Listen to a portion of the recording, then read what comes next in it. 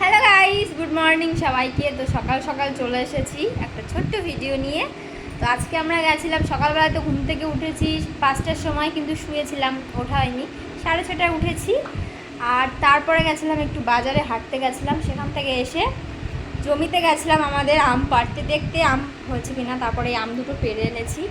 আম পাড়তে গিয়ে যা হয়েছে তোমাদের সাথে সেটা শেয়ার করতে পারলাম না, কারণ ফোন ধরার মতো কেউ ছিল না। একজন ডাল ধরে ঝোলাঝুলি করছিলাম, আর একজন আম পাড়তে ঝোলাঝুলি ব্যস্ত, মানে দুইজনে আমরা ব্যস্তই ছিলাম। তো এই দুটো আমি এনেছি। এবার এটাতে চিনি লাগবে 1 কেজি, কারণ আমগুলো তো বেশি মিষ্টি, চিনিটাও বেশি কম লাগবে। তো চাটনি করার পর তোমাদের দেখাবো, ঠিক আছে? আর আমাদের চাটনি করবে এই ম্যাডাম নেই, আমাদের কুক।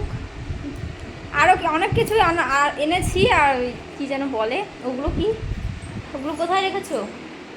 হ্যাঁ চলো দেখাই। হুম, আর এইগুলো তো সবাই চেনো নিশ্চয়ই, দেখতেই পাচ্ছ। এগুলো আমাদের জমির থেকে আনা, এগুলো তুলেছে ও এসে গা হাত পা চুলকাতে ব্যস্ত। আর আমরা কিনে এনেছি বাজার থেকে, তোমাদের দেখাচ্ছি। আমরা বাজার থেকে এটা কিনে এনেছি, 10 টাকা নিয়েছে। কিনে এনে তারপর জমিতে গেছি, 30 টাকা তুলে এনেছি আমার জমির থেকে। আমরা জানি না যে জমিতে হয়েছে। তো আজকে ওটা হবে বাটা, নিশ্চয়ই সবাই জানো ওটা কি বাটা, সবাই খাও। সব থেকে ভালো ধনেপাতা বাটার থেকে ওটা সব থেকে বাটা ভালো লাগে, মেলা করে রসুন দিয়ে। সেটাও ম্যাডাম নিয়েই করবে এখন হচ্ছে।